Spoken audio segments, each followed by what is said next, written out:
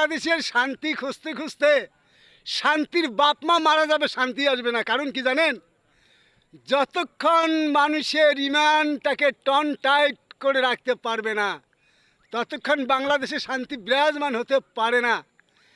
বাংলাদেশে শান্তি আনতে গেলে আপনাকে শান্ত হতে হবে, আপনাকে অবশ্যই নেক দৃষ্টিতে চলতে হবে, আপনাকে সঠিক এই মুখে কথা বলতে হবে, তাহলেই বাংলাদেশে শান্তি বিরাজ হবে।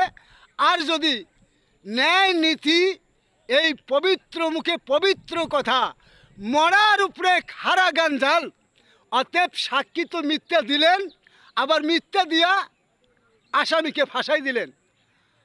সুদ যেমন চক্রবর্তী হয়ে দাঁড়াবে ইন্তেকাল মুহূর্তে, আপনারও ওই সাক্ষীটা চক্রবর্তী হয়ে দাঁড়াবে পাপের মুখে।